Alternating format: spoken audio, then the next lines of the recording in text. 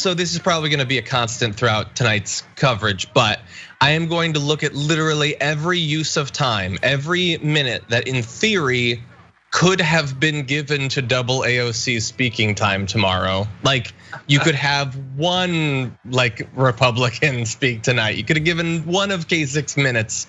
And so every one of these videos, some of which are probably gonna be fine, I just think, could you cut 30 seconds from it, given her a full 90 seconds to make the case? Like you couldn't have done that. Maybe Castro could have gotten 45 seconds, maybe. We had to argue to get Yang. So that's such a great point, John. Look at all of these videos. These videos are like 2 minutes, 4 minutes, and they're starting with. And I don't mind Republicans being at the DNC, especially in the Trump era. There's some case to be made.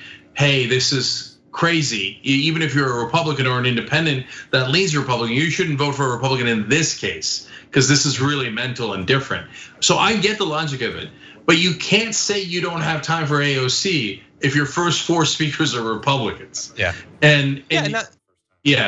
Honestly, random farmer Joe had more time than AOC, and they didn't ask him to be pre-recorded.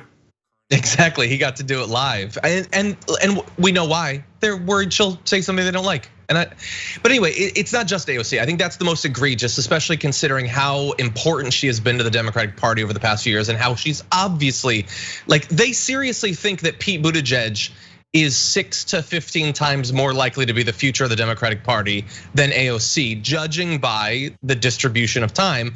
But it isn't just AOC, that bothers me the most. Or for instance, the fact that Castro is one of the only people who ran for president that seemingly isn't gonna be speaking at this convention for some reason, maybe Beto. But also give Jamal Bowman a minute, give Cori Bush a minute. Like they're still in races, they could use the time, get a little bit of exposure, make sure that they win those races. And you have these dynamic younger candidates coming in, but they're gonna be focusing on older, effectively has-been Republican politicians. And I get it, you want Kasich, even though he doesn't believe that women should have the right to choose, he hates unions and all of that stuff that the DNC used to attack him for. But like, cut out one of the other Republicans then, and feature a few of your up-and-comers. It's just so frustrating. They don't want people to watch, clearly. Like they're not interested in expanding their audience for this. What do you mean? Buttigieg and Mike Bloomberg are going to be riveting.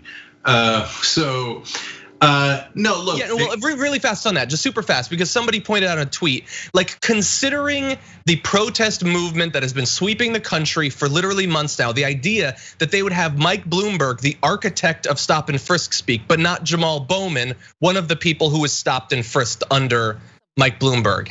Read the room, read the country. Yeah, no, they read the room. The room is filled with donors, and they voted for Bloomberg. And so that's just the reality. Look, guys, if you think you're gonna get analysis like this anywhere else, have at it, Hoss. But no one keeps it real like the Young Turks. Thanks for watching the Young Turks, really appreciate it. Another way to show support is through YouTube memberships. You'll get to interact with us more. There's live chat emojis, badges. You've got emojis of me, Anna, John, JR. So those are super fun. But you also get playback of our exclusive member only shows and specials right after they air. So all of that, all you gotta do is click that join button right underneath the video. Thank you.